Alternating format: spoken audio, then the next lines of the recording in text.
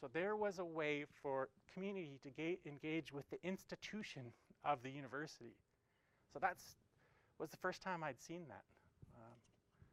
So to me, that's a really important thing. So there's 4 different lessons about, engagement at a personal level, building community, a lack of engagement and the results of that, but engagement at an institutional level. So we need to start to think about those things, okay? So those are like meaningful lessons about engagement and lack of engagement. And I'm thinking, okay, so that's cool. But what happens if you don't do it? And this is where I was thinking, okay, So I've been talking a lot about this with different people. And what happens if you don't engage? What happens if you don't maintain good, healthy relationships? So Jack Forbes is a Cree guy from Saskatchewan, and he wrote this book called Columbus and Other Cannibals, and it talks about Wheatigo disease. Or another way of describing it is malignant igophrenia or igophrenic psychosis. So I'm deliberately not going to name any names because I want to be able to travel back in and out of this country.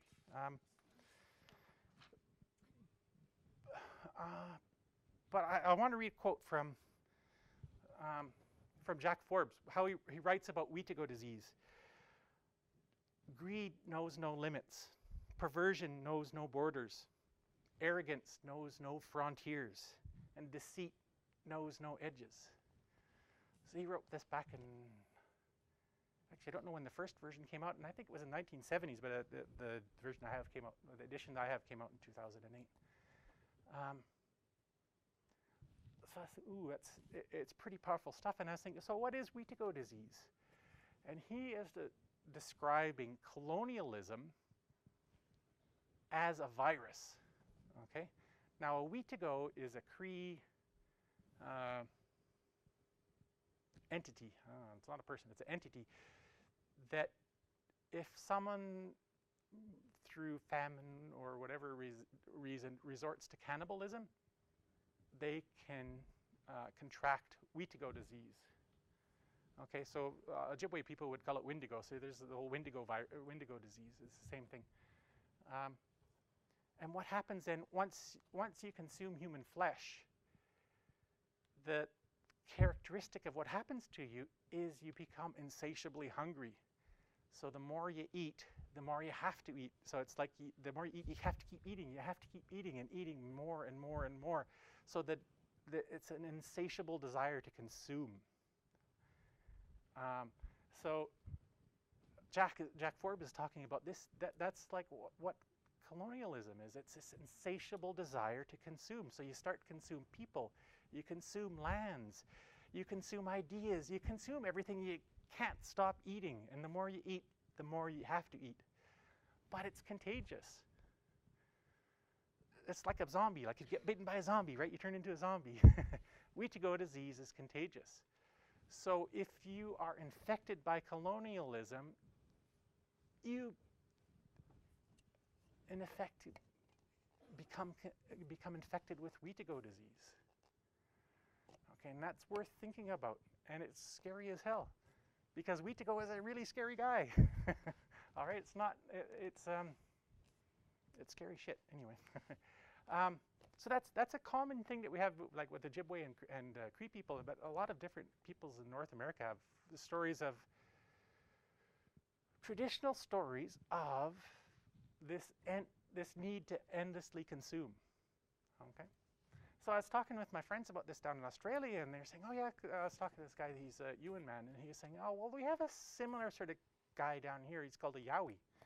So there's different versions of a Yowie. There's like just a little hairy guy, and then there's like something that's sort of like a Sasquatch, that's kind of a furry, and they have like little play toys out of it, like we sort of do with Sasquatch. But then there's like a real Yowie, which is a Wheatigo. And he said, "Oh," so he was describing this to me, and I said, "So what can you tell me about a Yowie?" And he was saying, "Well, one thing about it is it just," talking with different elders, they say it just wanders around aimlessly. So it doesn't have a direction or a purpose. It just wanders aimlessly. Its only purpose is to keep eating. Ooh, okay, that's a really good description also of colonialism, right? It doesn't have a direction. It just wanders around and it just has to keep eating. It just has to keep consuming. It doesn't have a direction of where it wants to go or what it wants to do. And when you say, so the other thing about a Yowie is that it can't see itself. So if it looks in a lake or a river, it doesn't actually see itself. Okay. So it lacks the ability to reflect. It can't self-reflect. It can't see what it's doing. And I think that's another really good. That's part of what I do is I look at traditional stories and say, well, how can we use those and apply them in modern contexts? That's another really good way of thinking about colonialism. It doesn't have the ability to self-reflect. It doesn't recognize what it's doing. If you talk about white privilege or male privilege, it's like most people, I don't know what that is. They don't have the ability to reflect on their own privilege, right? Okay, so that's that scary stuff. So I was talking about, I was talking with my dad. So what do you do about a Wheatigo? How do you cure Wheatigo disease? And so he was thinking about it. Well, he was thinking I'm trying to read here, make sure I get his words right. But he was saying Wheatigo disease is sort of like a real mental and social and emotional and physical, but especially a spiritual collapse. That's what causes it, or that's what happens when you get Wheatigo disease. It's a crash. So he said when that happens, that people need to pray for centering within their environment and get a critical consciousness of being part of their environment, of being around other beings like your other plants and other animals, and being at ease in your environment. And the way to overcome Wheatigo disease is by pure willpower. So you have to have mind over fear and belief the spirits will take care of you. So that there's a whole thing about a critical reflection is an important part of overcoming Wheatigo disease. And having willpower and the power and the drive to do something to change it. So you can't just accept that it's in there. You have to have the will to change it. Okay. So that makes a lot of sense. So then I was also talking to my friends about Yowie. So what do you do about a Yowie? And I say, oh well. So I was talking to my friend Stuart, and he's the Ewan guy, and he said, well, when he was talking to an elder once, he was up and they actually saw a Yowie that was like down there, and it's like, okay, be really quiet. So these things actually take place in our environment. And he said, so he was talking about with the elder about how do you avoid a Yowie, and he said the Yowies are afraid of laughter. So one thing you can do is and you'll notice this about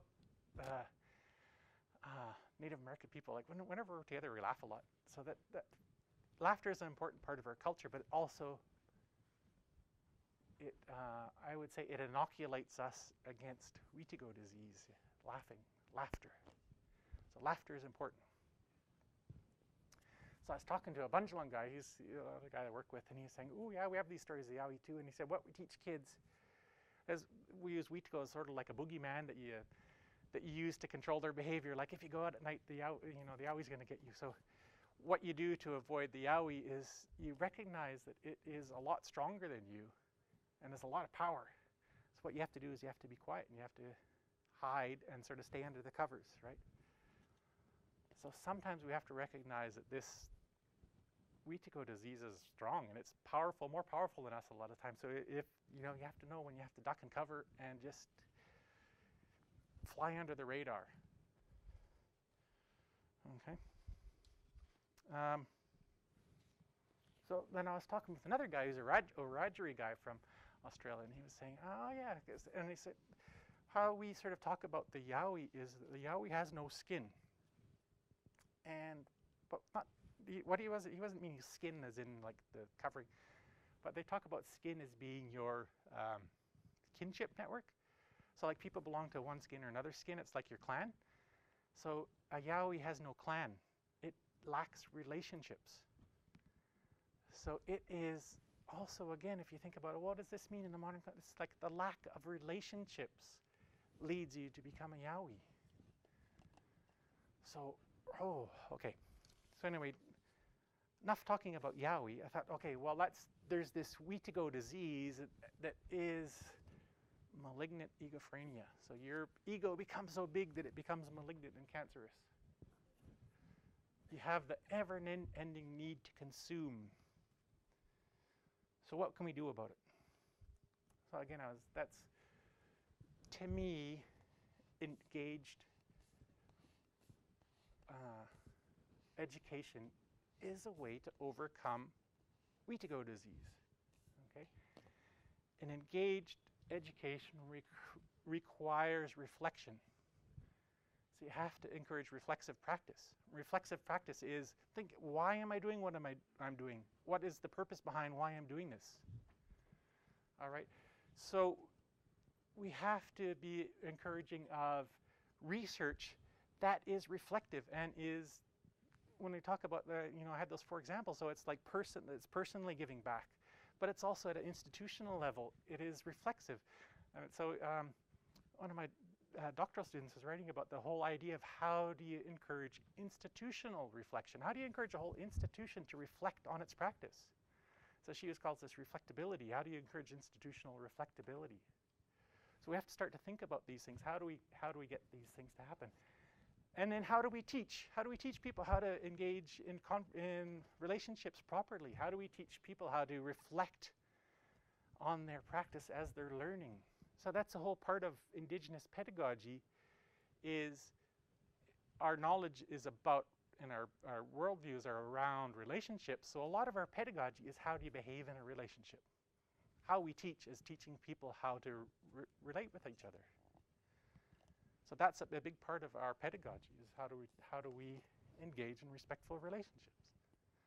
So I think if we can start to keep this in mind, all of these things are cures or ways of avoiding the Wheatigo. So reflexive practice is teaching people how to reflect, look back in a mirror. That is a way to stop Wheatigo disease if people can see what they're doing.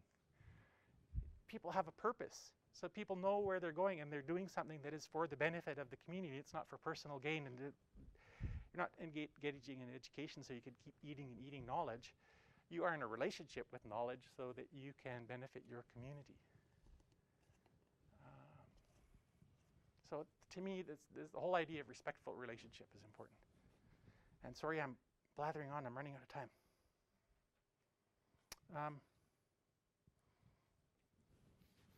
So I was thinking, okay, so how do we do that, right? How do you engage in a respectful relationship? And so I was thinking, all right, so here's some traditional Cree teachings I'll share with you really quickly. So Pastahawin is roughly translated means natural law. So, and natural law has natural consequences. So it might be natural law, might be like don't stand up in a canoe, right? A natural consequence is if you stand up in a canoe, someone's going to fall in the water, right? So we teach people how to engage in relationships in a natural law sort of way. If you treat someone badly, they'll treat you badly back, right?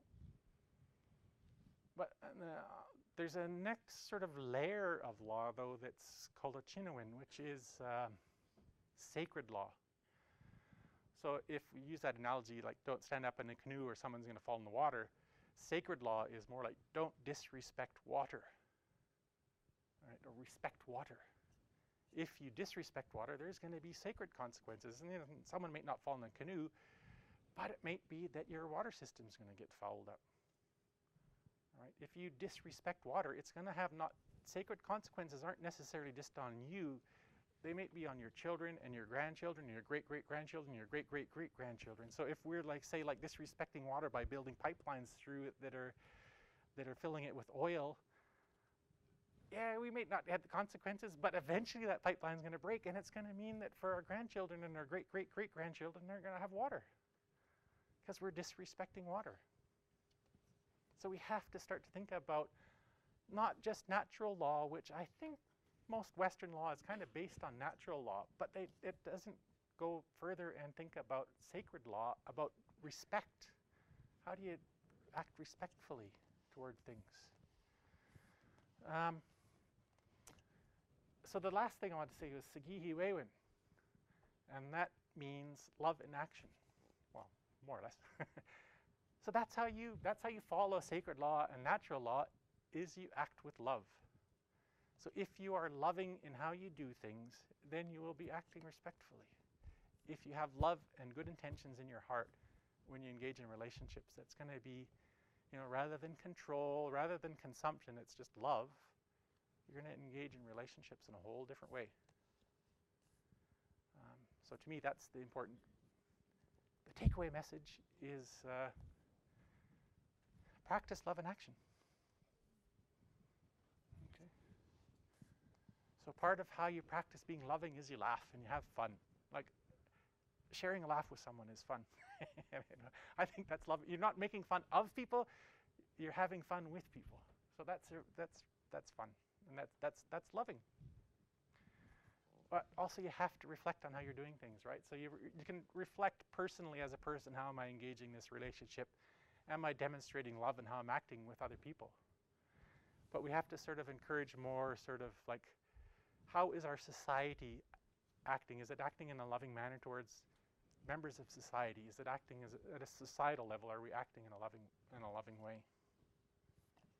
And institutionally, we have to start to encourage institutions to think about how are we interacting? How are we relating to people? Are we relating to people in a loving way? Or are we just in an abusive relationship with communities where we're just taking knowledge from them all the time, taking their tuition and their kids and eating them? Or are we in a respectful relationship with community? Are we, loving them? Right? So to me, that's the main thing to think about, is how, just reflect on how we are acting, and are we acting with love? Okay. And that's about it.